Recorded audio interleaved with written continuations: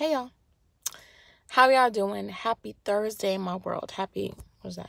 Whenever you'll see this in your world, okay? Bienvenidos a mi canal. Welcome back to my channel.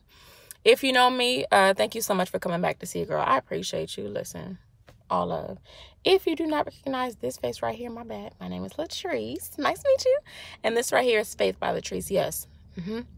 Where faith is the muscle we exercise around here. Now let's get on into it. No dilly-dallying. Because listen, if you notice my eyes a little leaky, having a very real moment in the car currently with Jesus before actually with God the Father, before I started recording this. Because Jesus, when I tell you God, yesterday, my lovely coach, Dr. M, said God was chasing after me.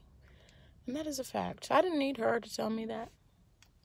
But at the same time, yes, I did, because reflections, right?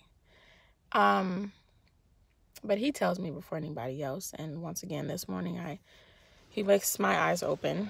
And the subject, topic, verse of the day in my little librito is entitled Nobody's Perfect. And I said, okay, well, the scripture came out of James, though. And I don't know if y'all, whoever watching this, if you're not into religion, faith, all the things, I understand. That's okay. That's your business. But if you are and have been familiar at all with the chapter, the book of James in the Bible, if you haven't, go search it up. It's at the end of the book. It ain't that big. But James is James will get you by the collar. Okay. James holds no punches, huh?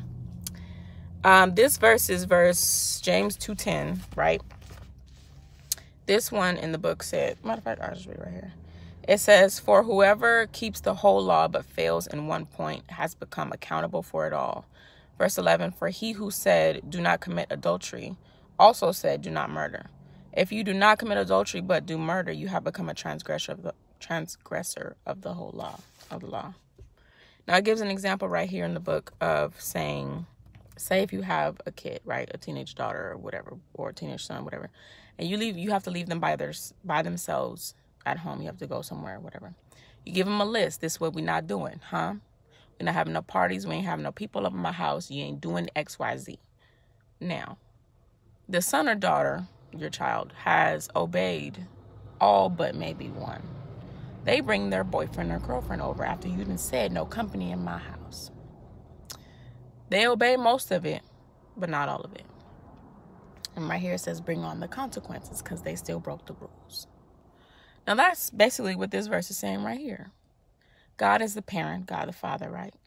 If he tells us, this is what I need you to do.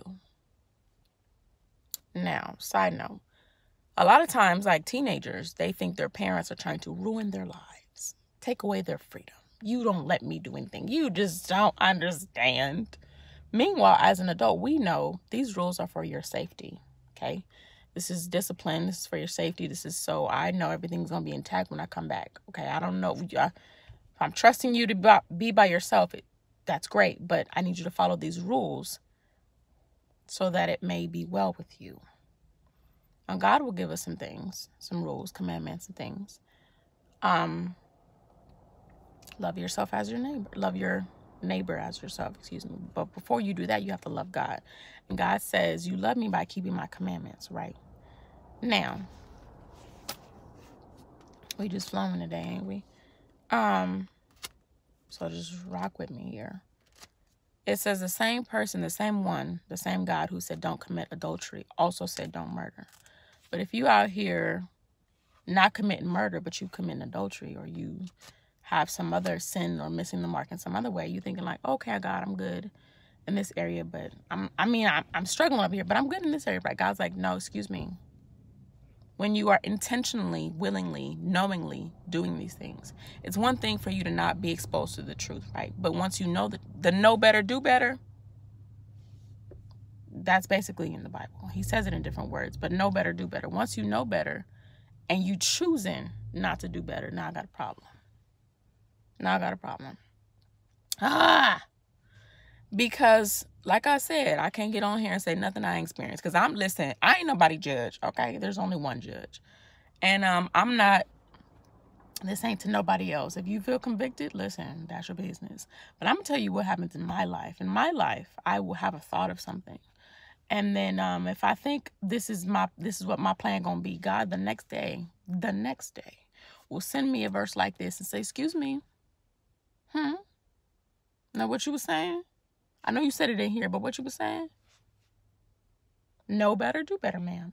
Because partial obedience is disobedience. That's it. That's it.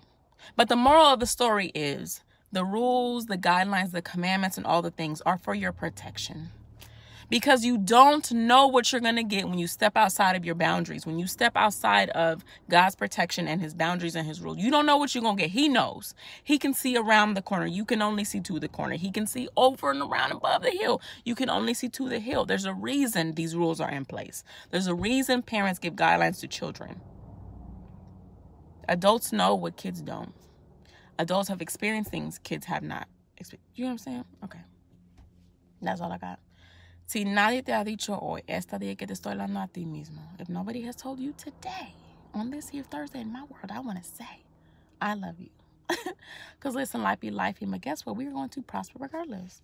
Catch you on the flip side. Bye.